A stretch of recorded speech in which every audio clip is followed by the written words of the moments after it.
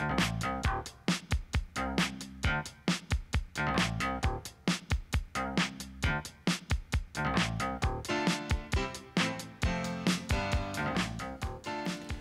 I'm Earl Laborde. This is the time of the year when people flock to local amusement parks, if there's a local amusement park to flock to.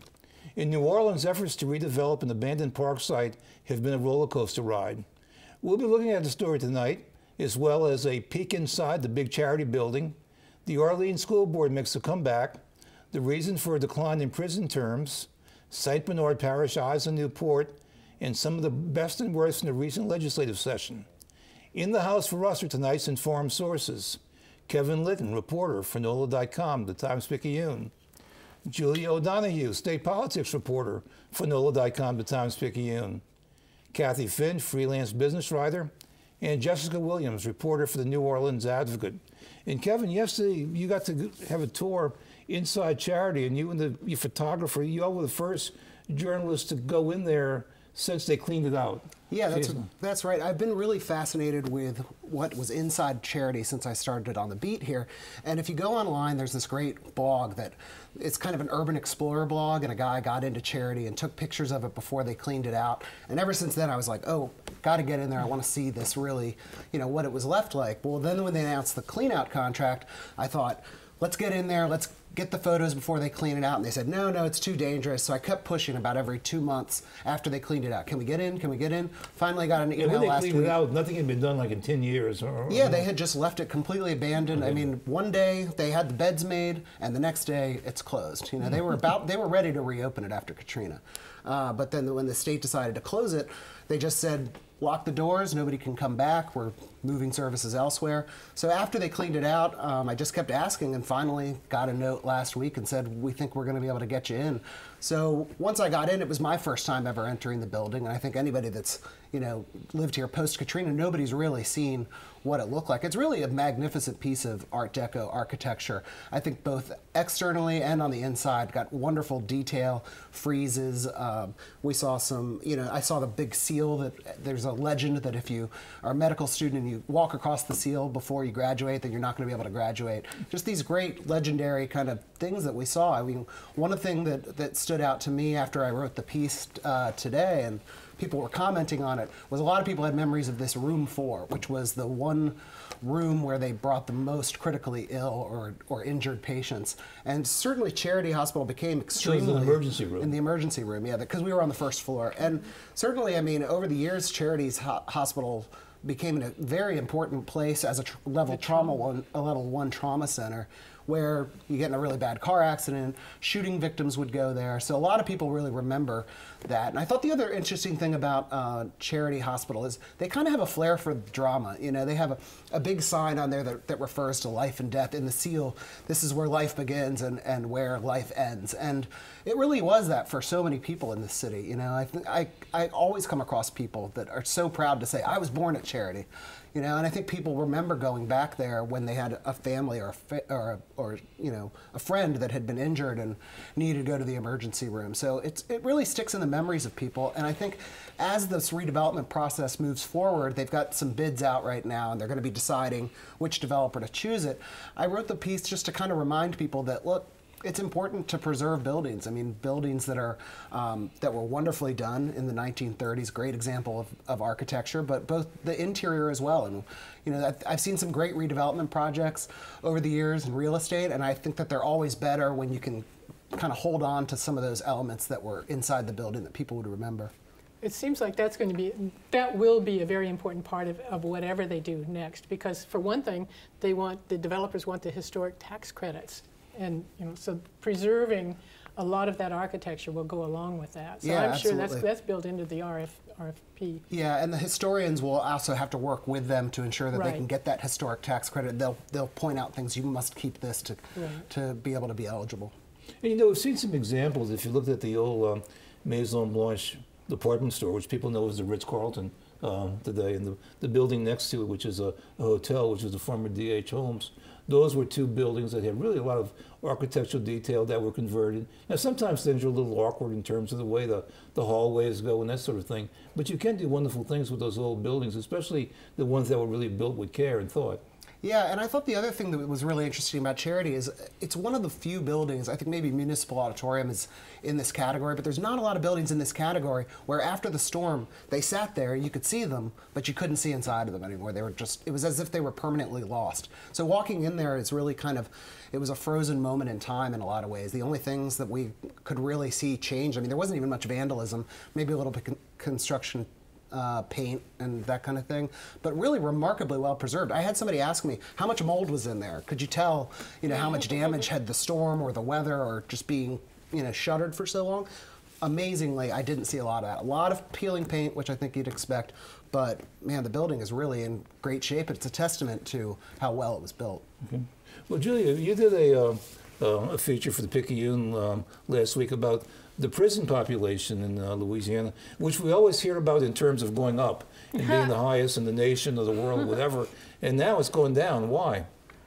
Well, it's gone down. It's been going down since 2012. So it's been going down for a while, but it was the highest in the country until a couple months ago when Oklahoma overtook us for a couple different reasons. Oklahoma, its population is rising, particularly its women in prison. Oklahoma, that population is on the rise. But the big dramatic drop recently that's taken place since November is because the legislature and the governor passed a bunch of new laws aimed at reducing the prison population. And some of the categories where you're seeing the biggest drop in the prison population are people who violate their parole or their probation and then are sent to prison. So we're not seeing as many people who violate their probation and are sent to prison.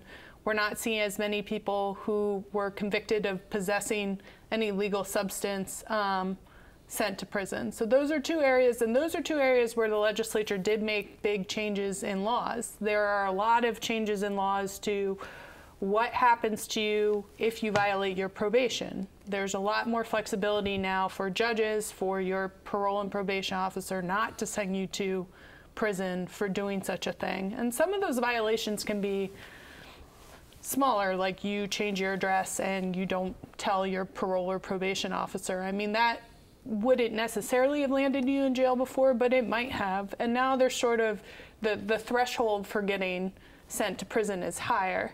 Also, the other threshold that's been raised where they're seeing a lot of traction is people who are first-time felony offenders, nonviolent offenders, not having to go to prison. There being other options for them, being on probation, for example. So you're not seeing the influx of the population that you normally would in prison. I think we think of the prison population as being like the same people, but there is a churn, right? And so some of the idea is to divert some of that churn into other areas. And it seems to have been really effective. The prison population has dropped more than Pew thought it was going to. They had done all the analysis for the system. The probation and parole population has dropped a lot, and Pew wasn't even expecting the probation and parole population to drop a lot at this point. I think there still remains to be seen how to sustain this. I mean, it's going to take some money. If you're not sending people to prison, you need other things for them to be doing. If they're substance abuse, if they have that type of problem, they need to be in treatment, ideally.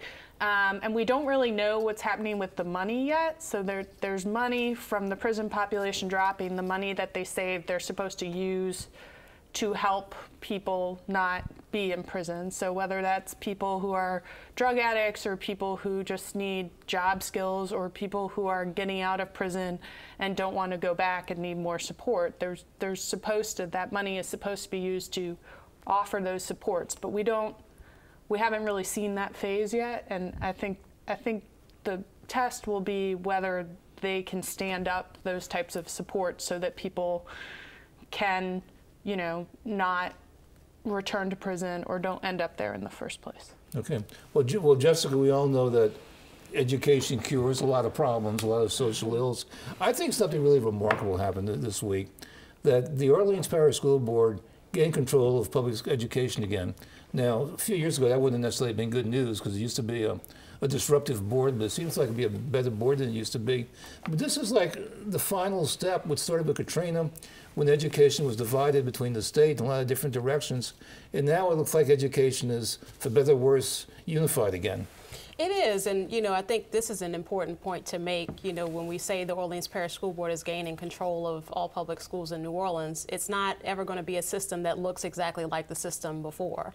The Orleans Parish School Board is still going to have the authority to open and close schools, but it will still be a charter school system where the charter schools will retain their autonomy to hire and fire their teachers, to some extent to set their curriculum and what they're going to teach their students. So it's not going to be the system that was in place before. However, the school board is gaining a considerable amount of control, taking it back from the state recovery school district, as you mentioned, which for years, ran the majority or oversaw the majority of the city schools and then slowly began converting them into charter schools, to charter operators. And that strategy did bear out some success. The test scores in general were more higher on the spectrum than they were before the storm. Graduation rates were higher. So there were some indicators of success with that strategy.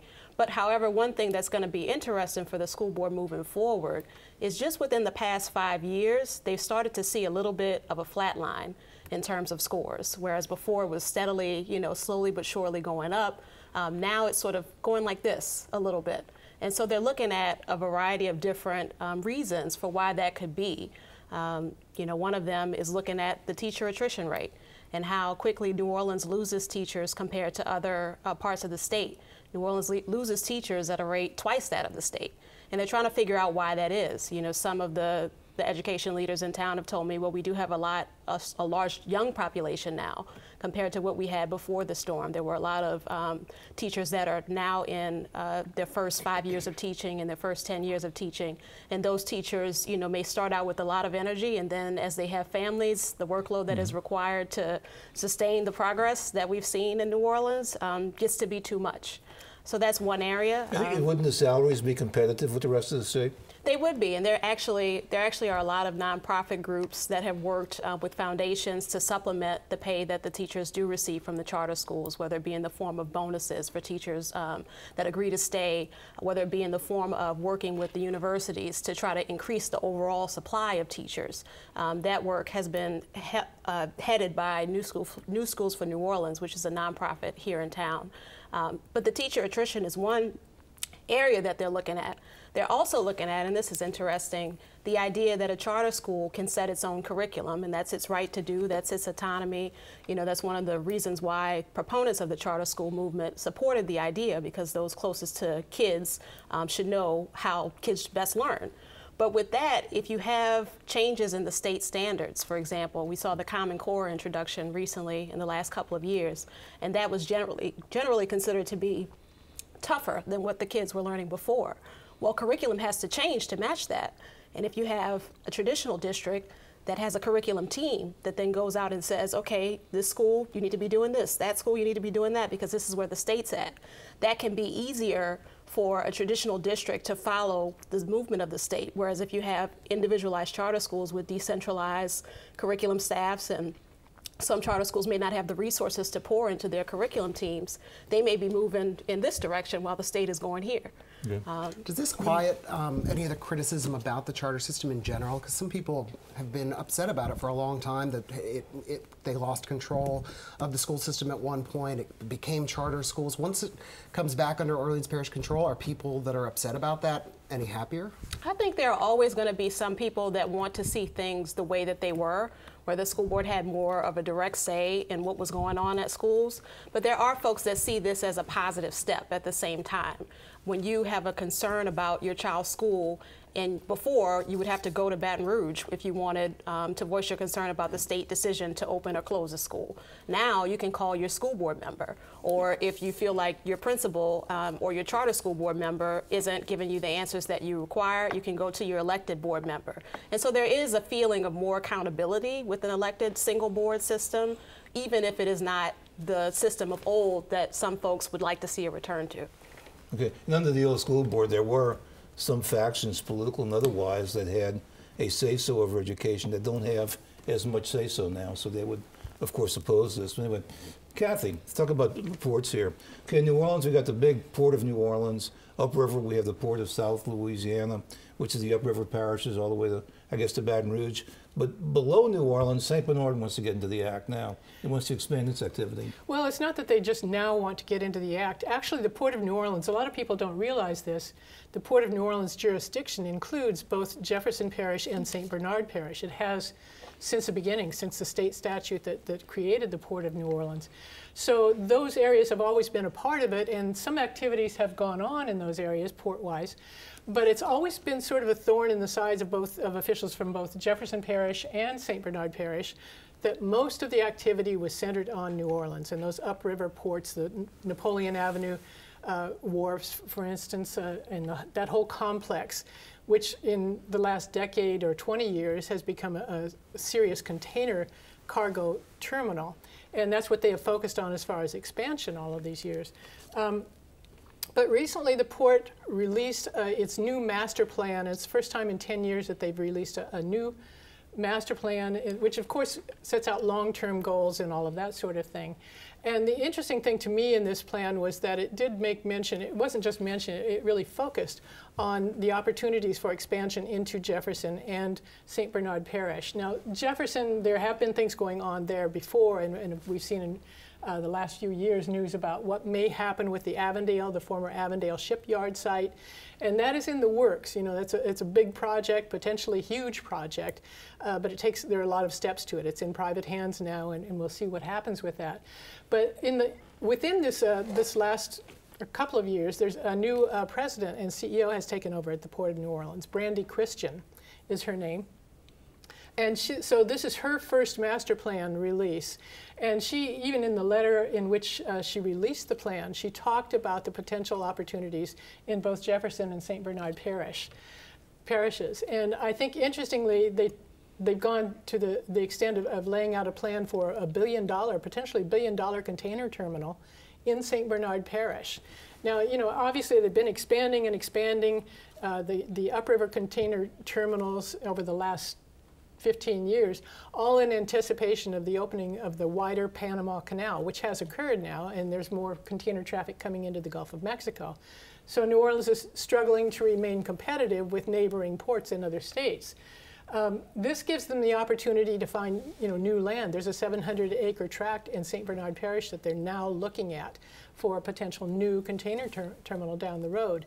Okay. And the interesting thing that this would do is not only open up new business opportunities, but perhaps, you know, it could be a big source of jobs, not only in St. Bernard Parish, where it is needed, but also for eastern New Orleans, where, you know, they've struggled since Katrina and even before Katrina. And it could be, you know, a real boon to the population growth in those areas. Well, speaking of eastern New Orleans and undeveloped land, Kevin, there's that site which we knew originally as Jazzland and then Six Flags. You covered a couple of weeks ago that the new administration wants to get involved with it, but they want to buy time. They say, give us a year to come up with a plan. Yeah, and I think the interesting thing is the background of this site, right? It's been closed since Katrina. This is another site that really the city would like to put in commerce. But let's also keep in mind, New Orleans East has been a source of consternation a lot in the last year. You have Entergy wanting to build a new power plant. There's dumping that's been ongoing. There's environmental activism that's out there. And I think it's really tough for people who live out there to drive past a site like that and see it just continue to decay every day. So that really, I think, creates a political impetus for a new administration who wants a big economic development win. They want to be able to take this site out there, and they want to be able to say, look, we have a huge open site, we can give you a great deal on it, but it's got to be the right project, right? And the one thing that keeps coming back up is there are several groups that would love to see it continue to be an amusement park.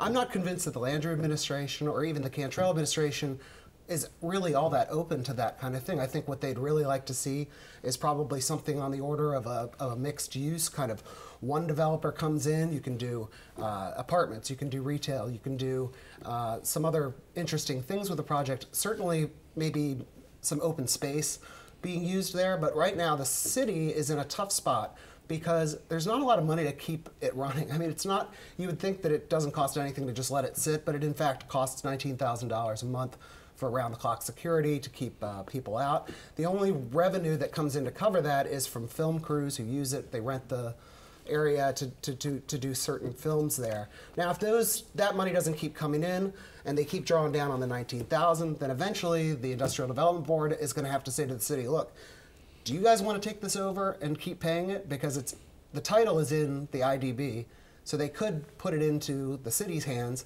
put title on them, but then the liability comes back to the city.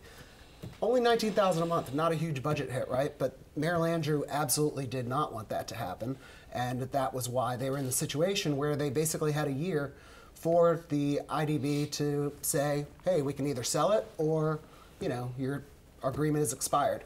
Mayor Cantrell went to them and said, listen, I want my shot at it.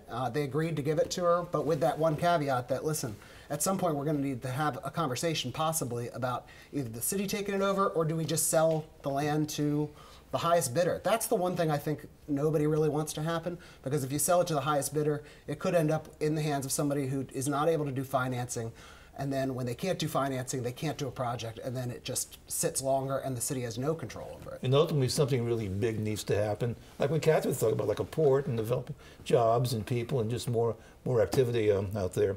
Anyways, speaking of activity, there's not much activity in Baton Rouge this week for the first time this year because all the special sessions are over. You cover the legislature for the Picayune. Right. And after the end of the last session, you did the special session. You did a column talking about what you thought was some of the best and worst performances of the session. Yeah. So I think for sure everyone would say that probably the big winner out of a tax deal actually coming together and them passing it was the House Speaker. He has struggled to bring people together.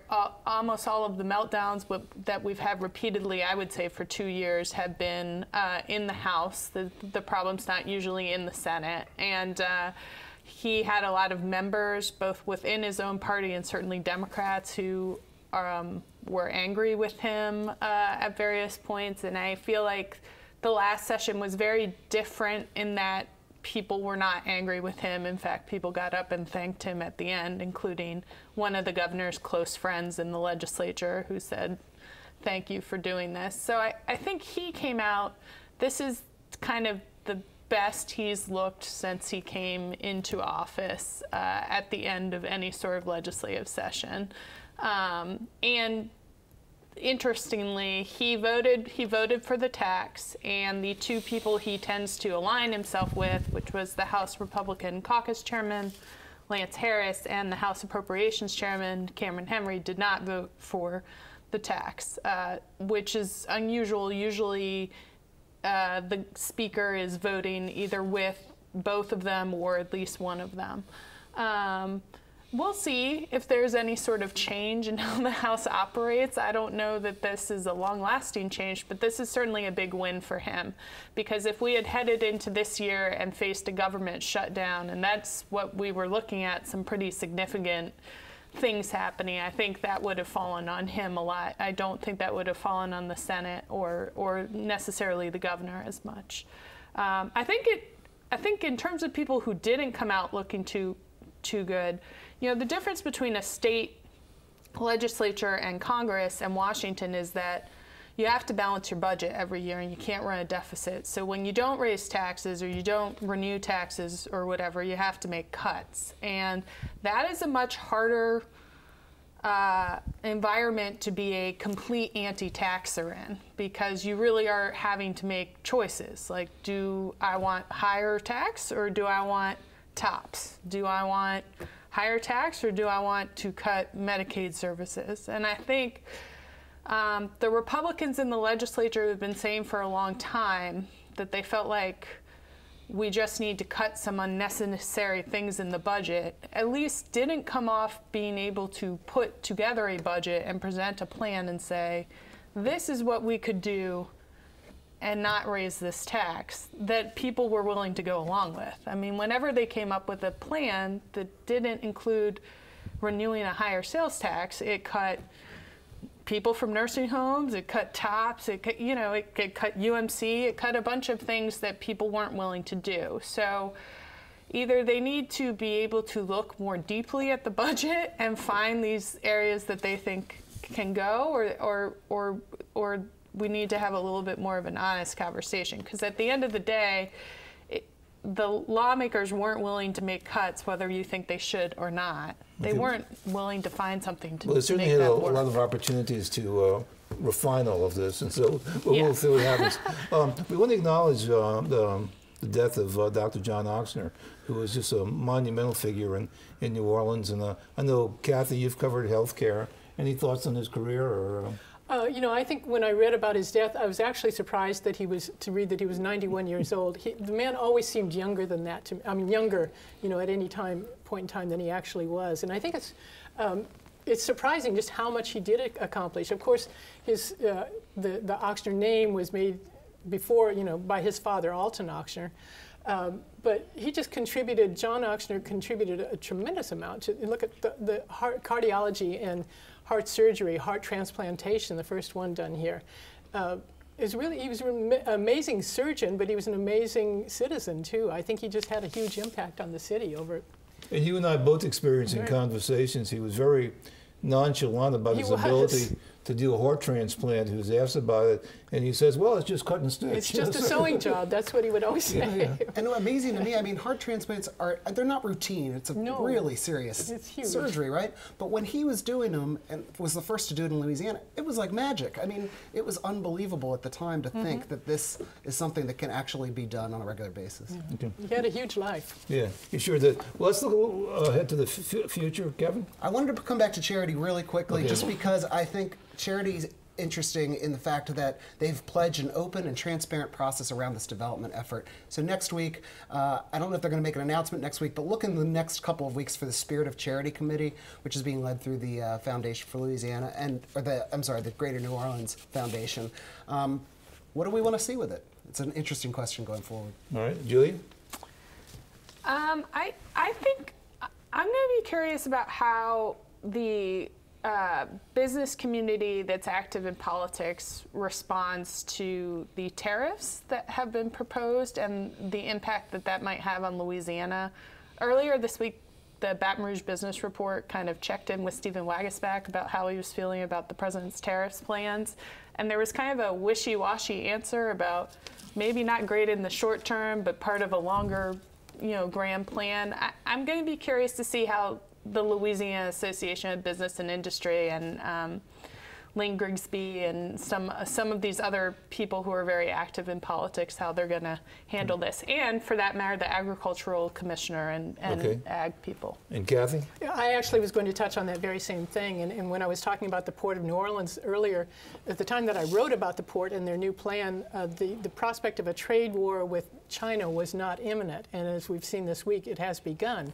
So we don't know yet how long it will last or whether it will last a long time, but there's tremendous impact potential on Louisiana in general, on the billions of dollars of industrial development that are going along in South Louisiana, some direct $2 or $3 billion worth of direct investment by China into the state. And Jessica? Kevin mentioned it earlier. Energy's plan to put a $210 million power plant in New Orleans East. The City Council's investigation into whether actors were paid to pump up that proposal should be back in the next couple of weeks, and I'm looking forward to see what it says. That's become quite the proposal. Yeah. I mean, you can almost do a movie about it. So, well, thanks to all of you for watching. Great job. Just wanted to mention that Marcia is off tonight. She's just on vacation. She'll be back next week, and hope you will be too. See you next time. Bye-bye.